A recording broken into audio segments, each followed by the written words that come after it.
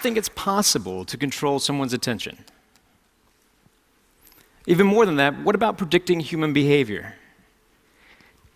I think those are interesting ideas if you could. I mean, for me, that'd be the perfect superpower. Actually, kind of an evil way of approaching it. But for myself, in the past, I've spent the last 20 years studying human behavior from a rather unorthodox way, picking pockets. When we think of misdirection, we think of something as looking off to the side, when actually it's often the things that are right in front of us that are the hardest things to see, the things that you look at every day that you're blinded to. For example, how many of you still have your cell phones on you right now? Great. Double check, make sure you still have them on you. I was doing some shopping beforehand. Now, you've looked at them probably a few times today, but I'm going to ask you a question about them. Without looking at your cell phone directly yet, can you remember the icon in the bottom right corner? Bring them out, check, and see how accurate you were. How'd you do? Show of hands, did we get it? Now that you're done looking at those, close them down, because every phone has something in common. No matter how you organize the icons, you still have a clock on the front. So without looking at your phone, what time was it? You just looked at your clock, right? It's an interesting idea. Now I'll ask you to take that a step further with a game of trust. Close your eyes. I realize I'm asking you to do that while you just heard there's a pickpocket in the room, but close your eyes. Now, you've been watching me for about 30 seconds. With your eyes closed, what am I wearing? Make your best guess. What color is my shirt? What color is my tie? Now open your eyes. By show of hands, were you right? It's interesting, isn't it? Some of us are a little bit more perceptive than others. It seems that way. But I have a different theory about that model of attention.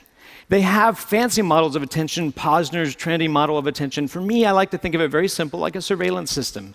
It's kind of like you have all these fancy sensories, and inside your brain is a little security guard. For me, I like to call him Frank. So Frank is sitting at a desk. He's got all sorts of cool information in front of him, high-tech equipment. He's got cameras. He's got a little phone that he can pick up, listen to the ears, all these senses, all these perceptions. But attention is what steers your perceptions, is what controls your reality. It's the gateway to the mind. If you don't attend to something, you can't be aware of it.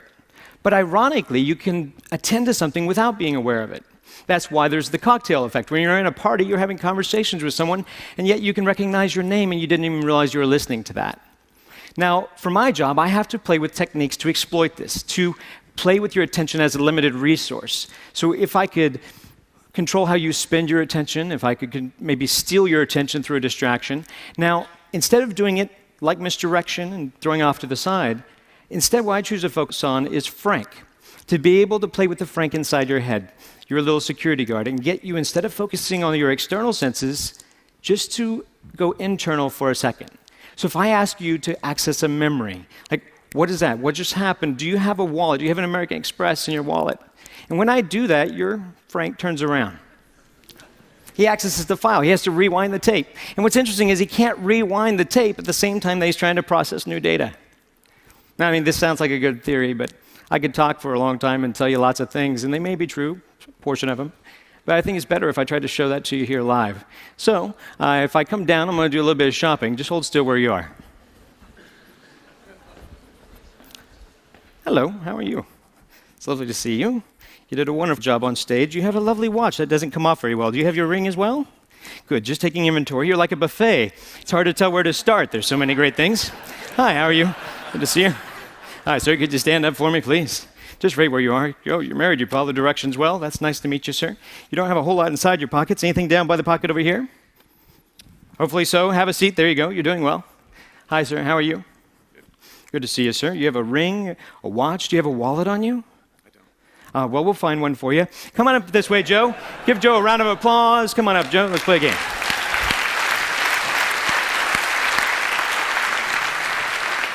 Pardon me.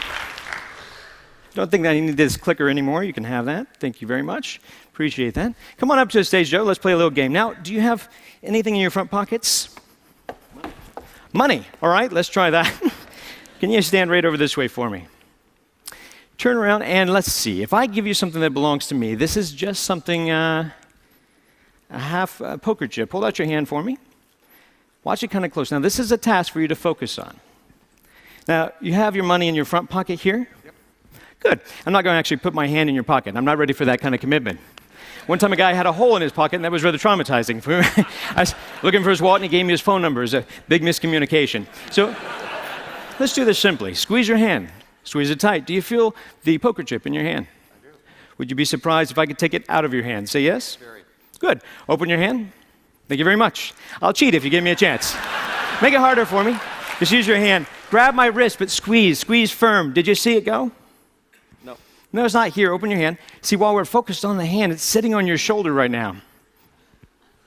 Go ahead and take it off. Now, let's try that again. Hold your hand out flat. Open it up all the way. Put your hand up a little bit higher, but watch it close there, Joe. See, if I did it slowly, it'd be back on your shoulder. Joe, we're going to keep doing this till you catch it. You're going to get it eventually. I have faith in you. Squeeze firm. Squeeze. You're human. You're not slow. It's back on your shoulder. You were focused on your hand. That's why you were distracted. While you were watching this, I couldn't quite get your watch off. It was difficult. Yet you had something inside your front pocket. Do you remember what it was? Money. Check your pocket. See if it's still there. Is it still there? Oh, that's where it was. Go ahead and put it away.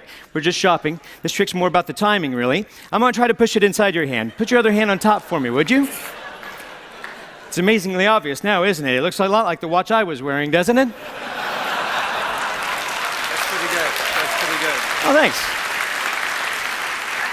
But it's only a start. Let's try it again a little bit differently. Hold your hands together. Put your other hand on top. Now, if you're watching this little token, this obviously has become a little target. It's like a red herring.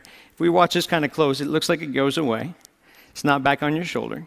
It falls out of the air, lands right back in the hand. Did you see it go? It's funny.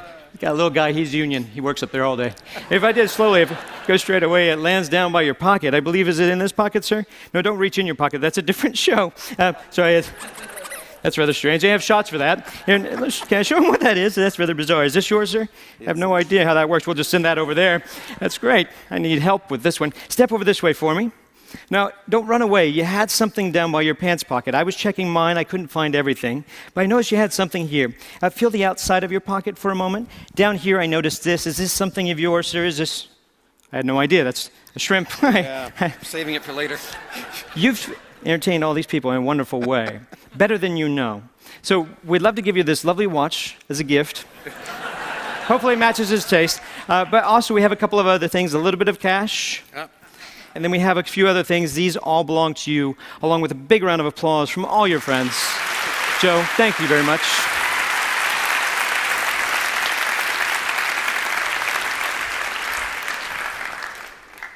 So, same question I asked you before, but this time you don't have to close your eyes. What am I wearing?